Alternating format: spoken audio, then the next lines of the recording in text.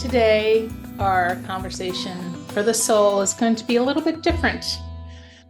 Just wanted to share with everybody that I have a book coming out October 7th, and I wanted to share it with you, but I felt a little awkward coming on and just talking randomly about it. So my dear, sweet soul sister, Millie, said that she would interview me, and I got to sit in the hot seat, and she asked some fabulous questions that only Millie could do.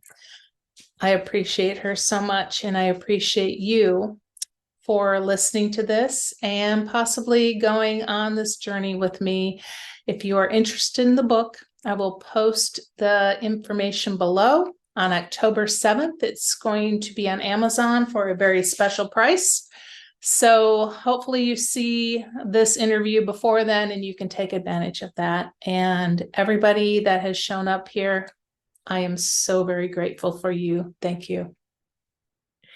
I am here with Linda Christine, one of my closest friends, and we are going to get down and dirty about her book that's coming out very soon. And it's such an honor to be able to switch tables and switch sides and be able to have a conversation with you. Thank you for allowing me to do this, Mama. Oh my gosh, I'm so grateful for you doing this. Yeah, because Right. Tell us about the name of your book and when it's coming out. It is Finding Zen with Cancer. It's about my cancer journey. Back in 2013, I had stage 3 colon cancer, and the book comes out October 7th, just in a couple days. So while you were going through that, did you think about writing a book while you were going through all the stages? Oh my gosh, no. Actually, I don't even know what possessed me, but I will tell you, I was being divinely led, because I look back on it now and I go, yeah, conscious Linda would not have thought of this. So something was pushing me to do it. I thought it would be very cathartic to write a blog and just share all my straight up experiences of what was going on during treatment.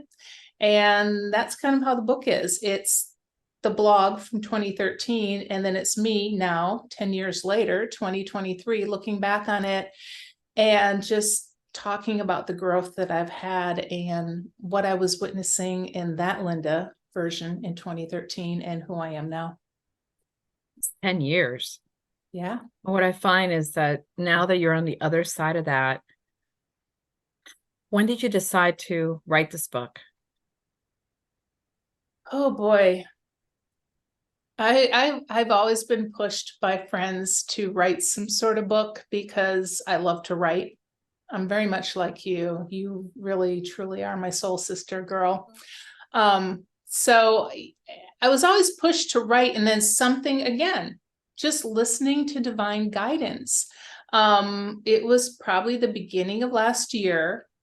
Something sparked me to go back and look through those blog posts, and I'm like, I should share my perspective now, who I am 10 years after the fact. For one, I feel it's a very hopeful perspective because stage 3 cancer, and here I am 10 years later, still talking about it. That's pretty cool. And just so much has shifted in me since then. I'm a totally different person, but yet I'm still the same person, if that makes sense. Well, to name a book with Zen in it and cancer right next to it, tell me some powerful lessons that you wrote in the book that also I think anyone who's watching this can take away, as they're also might be going through the journey of cancer or an illness. Ooh, well, that was the blog name, and the blog's still out there. If you were to search Finding Zen with Cancer .blogspot, I believe it was. I actually had the URL at one point, but then I just let it go. It was me in my attempt to make peace with my diagnosis, to go, okay, this is a label I've been given, but it's not going to define who I am. I am going to find something better and beyond that with the diagnosis. So I'm going to find Zen. And as I was home going through treatment that whole year, that's what I did. I'm like, okay, type A personality. I was in a 6-figure corporate job. It was everything opposite of who I am now. But I knew that that needed to be put on hold, and I needed to just find peace within me to get to that point of finding the Zen, and that was going to heal me. Wow. As I hear you, I also know that you're very aware of, like, Louise Hayes and, how we can heal our body, because part of how you got through this 10 years later is by getting to the root of the disease. And it's one of the things that I noticed about your book, like, you really go into the spiritual part of the lessons that come with a threatening illness. So what is the number one thing that you think you took out of having cancer? If you don't do the internal work, if you don't slow down, if you don't work on you and stop focusing on the external, something's going to slap you like a Mack truck upside the head and do it for you. That's my biggest takeaway. Wow. And that you could actually heal your body when you shift the mindset from, this is happening to me, instead of this is happening for me or through me, to learn these powerful lessons. And what I love about your book is written in a way that anybody from any level, even if it's not even about cancer, it's about your spiritual journey through it. I mean, you're one of the most intuitive people that I know. So it opened you up to the woo and everything about really choosing how you live your life. When you're stressed, or, I mean, tell me a little bit more. Can you tell the audience what you were doing at the time when you were diagnosed, what job you had? Oh, I was working in the television industry, and I was at the director level, and it was managing up quite a bit, managing down a lot, trying to herd the cats all the time. It was in a creative department, and it was a very toxic environment. A lot, I believe, of the television industry is pretty toxic. It's all about pleasing the shareholders, getting that 60% profit. If we got to cut back staff, we're going to do it, yada, yada, yada. So for me, at the time, I was out of alignment with myself. I started off in the TV industry as a producer and a writer, and that was my love. And at one point, my beautiful mentor saw so much in me. She's like, there's no reason why you shouldn't be managing people. And I'm like, okay, why not? I thought it would be fun. So not fun. So not fun. I regret leaving the creative aspect of it all, because it's a whole different mindset. And I'm so grateful that I have my now husband was with me on this journey, because I had just probably been 2 or 3 years out of my divorce at the time. And bless his heart, my ex-husband, all is forgiven. But I can't imagine going through that with the relationship we had. We were so unhealed and toxic with one another. And with my husband now, it was just like, thank God he was there. He was really the rock that supported me through that whole situation. How did you find out? What did your body, what were the symptoms that started? Like, like, how does somebody even know that they have that kind of cancer? Like, how did your body start to show up? Well, I will say that I was diagnosed at the earliest possible moment of one of the latest stages. I went to my primary care for my yearly exam, and he goes, so did you get that colonoscopy I told you to get last year? And I'm like, nope. He's like, why not? You have family history. And I'm like, well, insurance isn't going to cover it and I'm not going to pay for it. And he was livid. He's like, took my hand, literally walked me out to the reception desk and said, make her an appointment for the gastroenterologist, and looks at me and said, insurance is going to cover it. Don't worry about it. So if that man, and I cannot go see him right now without tearing up. If that man did not do that for me, you I wouldn't don't be here to know. have this Yeah, discussion. I wouldn't. I'd be, yeah. And so that's when they detected it. Yeah. Oh, and it was all like, oh, routine removed polyps. Oops, some of those polyps came back cancerous from the lab. Okay, we're going to do a colon resection. No big deal. It'll all be gone after that. Oops, some of the lymph nodes came back with cancer, which means once they're in the lymph nodes, they're moving throughout your body. So it was just like I said, it was the earliest possible moment of the latest, one of the latest stages. Stage 4 is when it is a tumor and all that. And I fortunately did not go to that. But yeah, it was truly divinely guided. It was truly divinely laid out to happen this way. I look at it now and I go, it's so perfect. Wow. And then you left your job, right? Eventually, that job you had. Yeah.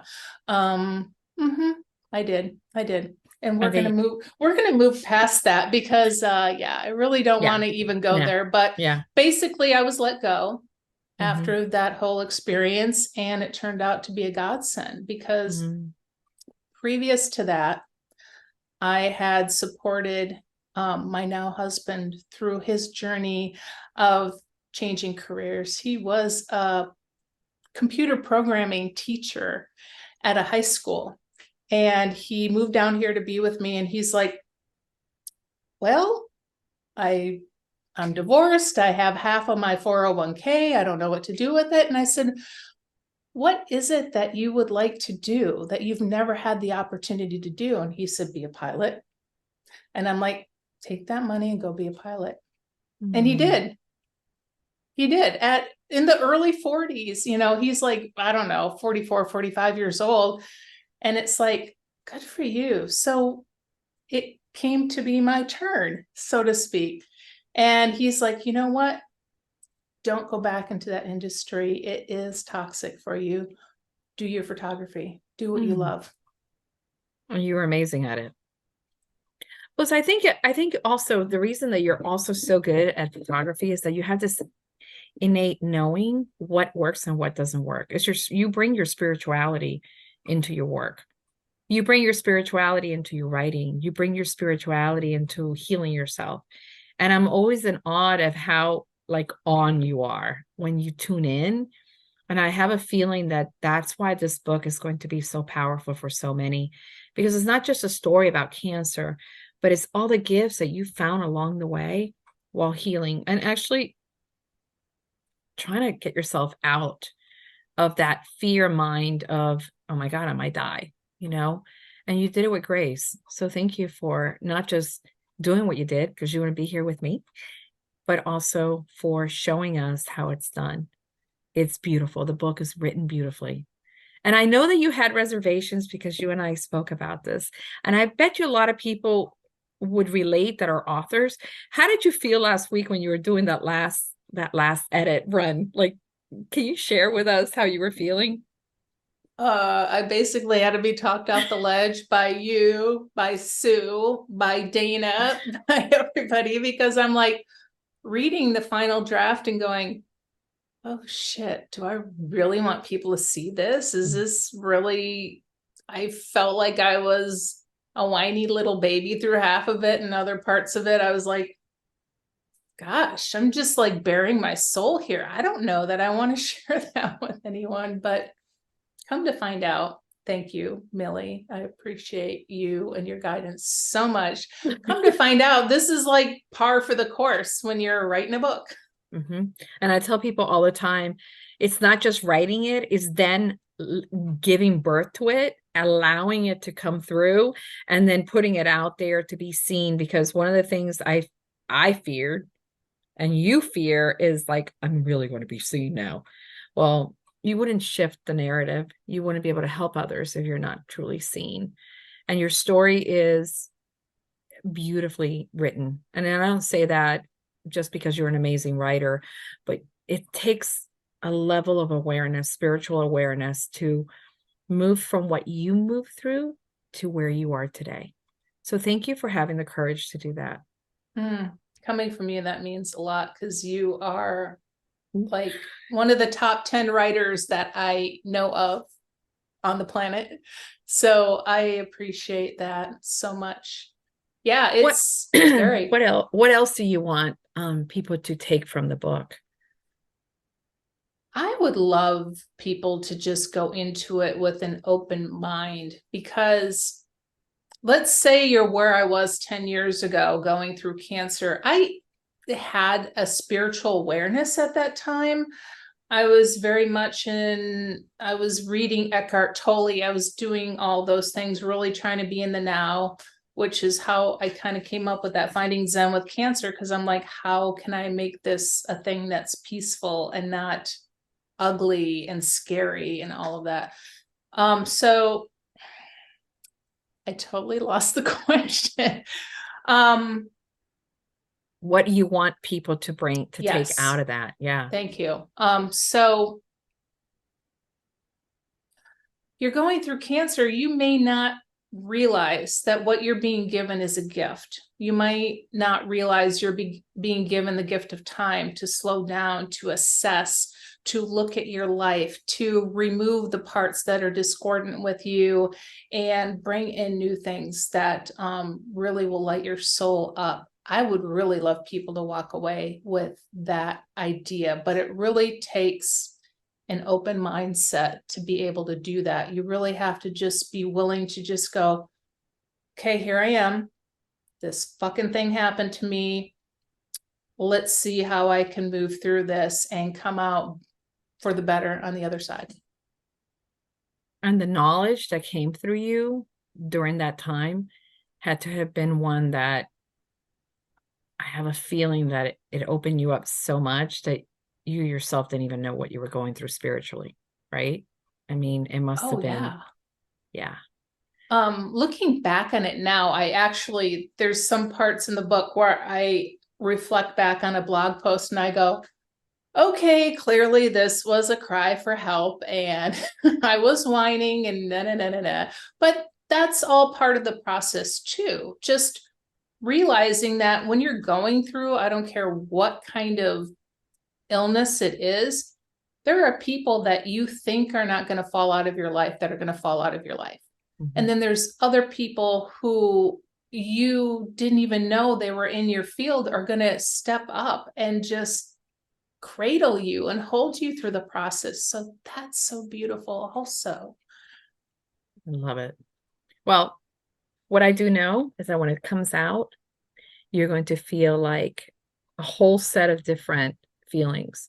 When you get that book in your hand, when you finally get it in the mail, you're going to have all these emotions. And I hope that you share them with the rest of us, because it's you, it's a part of you that just decided it was time to come out and share. I love you so much. Oh, thank you, my dear. As long as it doesn't bring more zits to me, I'm almost 60 and I'm breaking out like a teenager, the stress of this. It's just the toxic coming out, all those thoughts, all the, we put ourselves into these, it's hard to be vulnerable and not feel like, I don't want people to see me this raw. You know what? It's beautifully written. Honor it, okay? Thank you, my dear. I appreciate you. I love you too.